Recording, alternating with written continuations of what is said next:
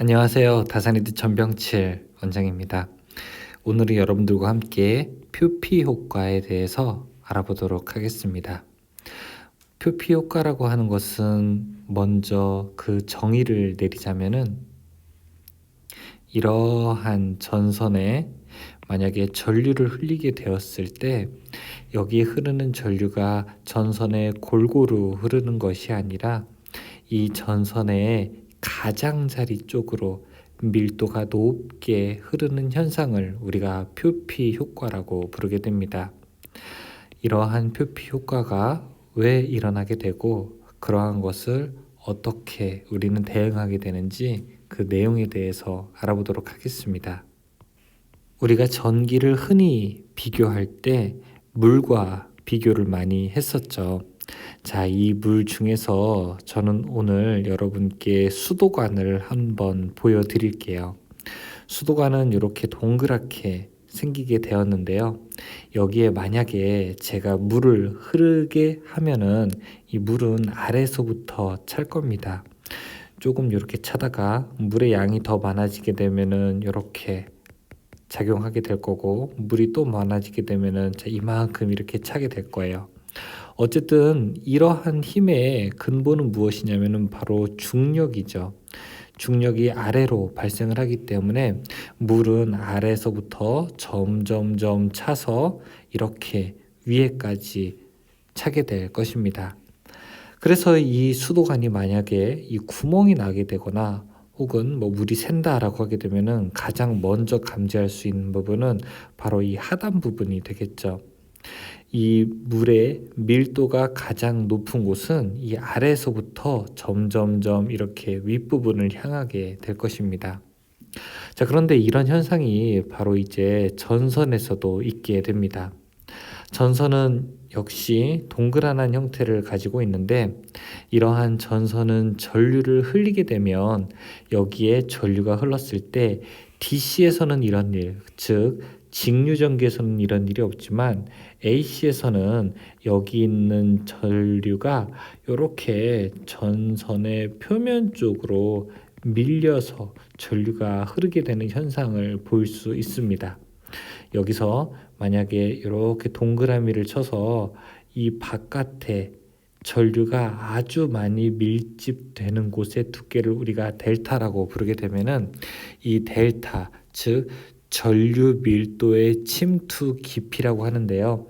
이 깊이가 작을수록 표피 효과가 더 크게 작용하는 것이라고 이렇게 볼 수가 있습니다. 그러면 표피 효과는 왜 만들어지게 될까요?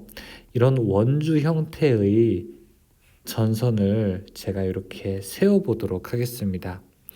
이때 우리가 만약에 여기다가 전류가 흐르게 된다면은 흐르는 전류를 이렇게 I라고 표시할 수 있겠죠. 여러분들 앙페르의 오른손 법칙을 보면 아시겠지만 전류 I를 위쪽 방향으로 하게 되면은 나머지 4개의 손가락이 만드는 자기장의 방향이 이렇게 만들어질 겁니다. 이걸 우리가 자기장 H라고 볼 수 있습니다. 그러면 이 자기장만 만들어지고 끝나는 것이 아니라 이 자기장에 의해서 다시 이러한 형태의 전류가 만들어지게 됩니다. 이러한 전류를 우리가 바로 와전류라고 부르게 되는데요. 이러한 와전류는 원래 흐르려고 하는 전류와 반대 방향으로 만들어지기 때문에 원래 흐르는 전류를 일종의 방해하는 현상이 바로 여기서 생기게 되는 것이죠. 즉, 주파수가 커질수록 인덕턴스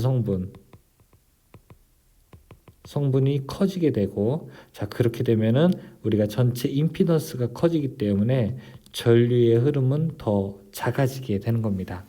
전기의 흐름이 방해받게 되는 건데요. 바로 그 방해받는 현상이 이 전선의 가운데부터 심해지게 되는 것이죠. 따라서 상대적으로 전류가 흐르기 쉬운 요 바깥쪽 표면 쪽에 전류가 몰리게 되는 것이고, 이러한 효과를 우리가 스킨 이펙트, 즉 표피 효과라고 이렇게 부르게 됩니다.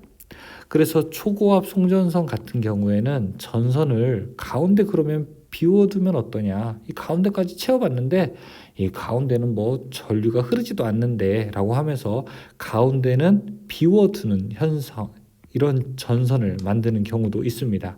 이것을 우리가 중공연선이라고도 부르게 되고요. 혹은 ACSR선, 강심 알루미늄 연선 같은 경우에도 이 가운데는 전기적 특성이 조금 다르게 만드는 것도 볼 수가 있습니다.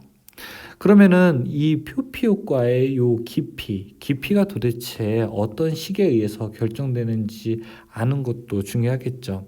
그래서 이 깊이를 조금 더 크게 할 수 있다면, 그러니까 깊이가 작아지는 것을 막게 된다면 우리가 그 표피 효과에 의한 어떤 도체의 손실을 더 줄일 수 있을 것입니다. 여기서의 이 델타 값의 식은 이렇게 됩니다. 루트 파이 f 뮤 k 분의 1 되는데요. 여기서 f라고 하는 것은 주파수가 되고요.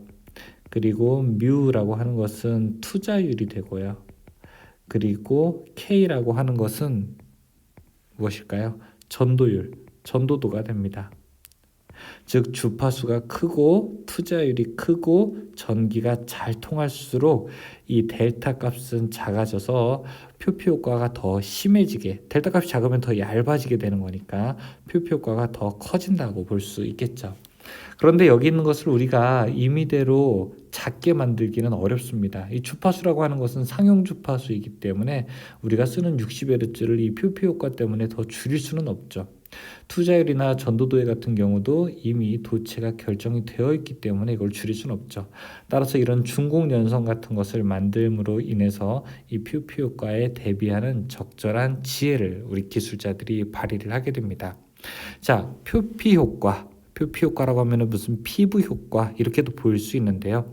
이 표피 효과는 바로 전류가 전선에 골고루 흐르는 것이 아니라 전선의 바깥쪽으로 많이 흐르려고 하는 경향을 가지는 이러한 특성을 가지고 우리가 표피 효과라고 부르게 됩니다. 오늘은 제가 수도관과 전선을 비교하면서 표피 효과를 여러분들에게 설명드렸습니다. 감사합니다.